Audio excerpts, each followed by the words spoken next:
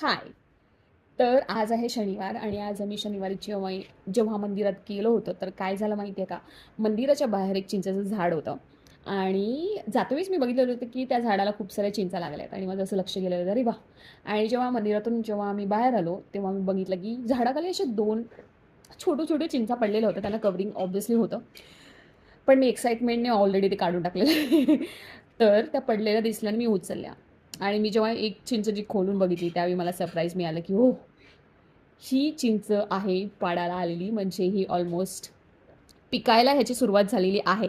तर पाड येणं म्हणजे चिंच जेव्हा कच्ची असते आणि ती पिकायला सुरुवात झालेली असते, त्याच्यामधली जी अवस्था असते ती, आणि हे जे ब्राउन डॉट्स आहेत, जे मी ऑलरेडी थोडंसं खाल्लेलं आहे, तर ही आहे पाडाला आलेली चिंच.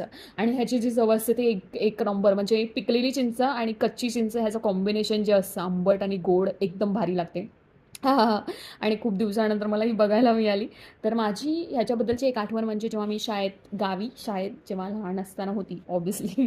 तर चिंचेचा जेव्हा सीझन यायचा तेव्हा आम्ही मधल्या सुट्टीमध्ये अ, गावामध्ये जी चिंचेची झाडं आहेत तिथे जायचो आणि चिंचा हवा जशी यायची जसं चिंचा खाली पडायच्या तसं ते चिंचा वेचायला जायचो आणि खायचं. तर खूप दिवसानंतर मला ह्या पाडाला आलेल्या चिंचा मिळाल्यात आणि ही खूप नॉस्टॅल्जिक फीलिंग आहे. वॉव! तुम्ही फक्त कमेंट करून सांगा, की तुम्ही कधी खाल्ल्यात का ह्या चिंचा आणि याची चव तुम्हाला आठवते किंवा तुम्हाला अजूनही खायला मिळतात का ते प्लीज सांगा.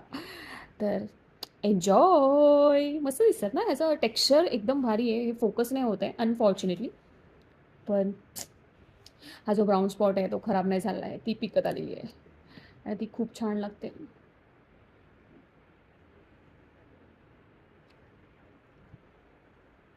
हम्म. चिंच. बाय.